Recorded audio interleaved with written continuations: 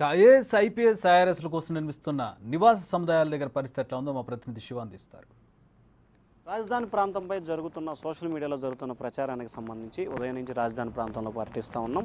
ప్రస్తుతం మనం IAS, IPS, ఐఆర్ఎస్లకు సంబంధించిన భవనాల వద్ద ఉన్నాం.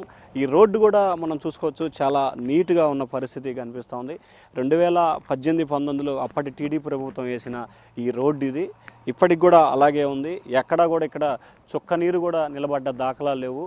రోడ్డు మొత్తం కూడా చాలా విశాలంగా ఉంది. మనం ఒకసారి ఐఏఎస్, ఐపీఎస్, ఐఆర్ఎస్లకు సంబంధించిన భవనాలు ఇక్కడ కన్స్ట్రక్షన్స్ దాదాపుగా పూర్తయినాయి. 80% పైగా పూర్తయిన పరిస్థితి. కాకపోతే ప్రస్తుతం ఎక్కడా కూడా వీటికి సంబంధించి వాటిని ఇంకా వాడటానికి లేదు కాబట్టి పూర్తి స్థాయిలో ఇంకా ప్రభుత్వం దీనిపై ఫోకస్ పెట్టలేదు కాబట్టి గేట్లు వేసిన పరిస్థితి కనిపిస్తోంది. ఎక్కడా కూడా చుక్క నీరు కూడా ఇక్కడ లేని పరిస్థితి చూసుకోవచ్చు. నిజంగా నీళ్లుంటే అక్కడి నుంచి కిందకు వస్తే పరిస్థితి కనిపిస్తోంది.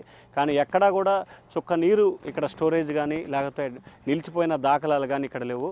ఒకసారి మనం పైనుంచి కింద వరకు ఆ భవనాన్ని కనుక చూసుకోవచ్చు. ఖచ్చితంగా ఎక్కడా కూడా రాజధాని ప్రాంతంలో ఏ భవనం వద్ద కానీ, ఏ రోడ్డు వద్ద కానీ, ఏ ప్రాంతం వద్ద కానీ నీళ్లున్న పరిస్థితి అయితే కనిపించలేదు.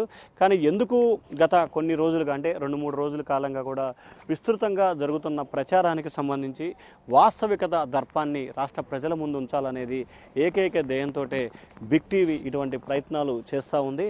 సో ఈ ప్రయత్నాల్లో భాగంగానే మనం చూసుకోవచ్చు, బిల్డింగ్స్కి ఏదైతే ఐపీఎస్, ఐఏఎస్, ఐఆర్ఎస్ బిల్డింగుల పక్కనే కూడా ఎక్కడా కూడా కనీసం కొంచెం అంటే కొంచెం నీళ్లున్న పరిస్థితి కూడా ఇక్కడ లేదు. కానీ వాస్తవ పరిస్థితిని, వాస్తవికతని రాష్ట్ర ప్రజల ముందు తెలియజేయాలనేది ఏకైక ధ్యేయంతో బిగ్ టీవీ ఈ ప్రయత్నం చేస్తూ ఉంది. మనం చూసుకోవచ్చు, ఉదయం నుంచి చాలా భవనాలు చూసాం. ఎక్కడా కూడా ఏ భవనం వద్ద కానీ, ఏ రోడ్డు వద్ద కానీ నీళ్లు ఉన్న పరిస్థితి లేదు. మరి ఎందుకు అమరావతి మునిగిపోతుంది అని ఒక రకమైన ప్రచారాన్ని సోషల్ మీడియా వేదికగా ఎందుకు చేస్తున్నారో అర్థం కాని పరిస్థితులు ఉంది. ఈ ప్రచారం వల్లనే రాష్ట్ర ప్రజల్లో కొంత అయోమయం ఉంది. ఎందుకంటే గత 5 సంవత్సరాల కాలంగా రాజధాని ప్రాంతం పూర్తి స్థాయిలో నిర్మానుషంగా మారిపోయింది. అభివృద్ధి అనేది ఏంటో తెలియని రాజధాని ప్రాంతం ఏర్పడింది. అటువంటి రాజధాని ప్రాంతం మళ్ళీ తిరిగి తెలుగుదేశం ప్రభుత్వం అధికారంలోకి రావడంతో తిరిగి రాజధాని పరుగులు పెడుతుంది. ఇటీవలే జంగిల్ క్లియరెన్స్కి సంబంధించి కూడా పర్మిషన్ ఇవ్వడం జరిగింది. జంగిల్ క్లియరెన్స్ వచ్చారు, దానికి సంబంధించిన రోడ్లు కొనసాగుతున్నాయి, జంగిల్ క్లియరెన్స్ కొనసాగుతోంది, మిగిలిన వాటికి సంబంధించి కొనసాగుతోంది.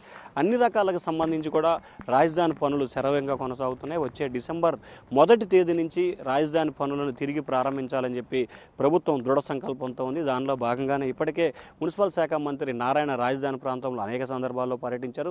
ముఖ్యమంత్రి చంద్రబాబు స్వయంగా అన్ని రాజధానిలో నిర్మాణంలో ఉన్న, నిర్మాణం జరిగినా, నిర్మాణం పూర్తయినా, నిర్మాణం జరగబోతున్న అన్ని భవనాలని కూడా చంద్రబాబు స్వయంగా పరిశీలించి వాటి స్థితిగతులను తెలుసుకొని వీటన్నిటిని ప్రస్తుతం మనం ఏదైతే ఈ బిల్డింగ్ చూసామో ఐఏఎస్, ఐపీఎస్, ఐఆర్ఎస్ల భవనాల్ని వచ్చే దసరా నాటికి ప్రారంభించాలని చెప్పి ప్రభుత్వం కసరత్తు చేస్తోంది. ఇప్పటికైనా సరే సోషల్ మీడియా వేదికగా వస్తున్న ప్రచారాలకు సంబంధించి 1-2 సార్లు చెక్ చేసుకోవాలి. ఇది వాస్తవమా అవాస్తవమా అనేది చెక్ చేసుకోవాలని చెప్పి కూడా బిగ్ టీవీ రాష్ట్ర ప్రజలకి ఫ్యాక్ట్ చెక్ ద్వారా కూడా ఒక వినతి అయితే చేస్తూ ఉన్న పరిస్థితి కనిపిస్తుంది.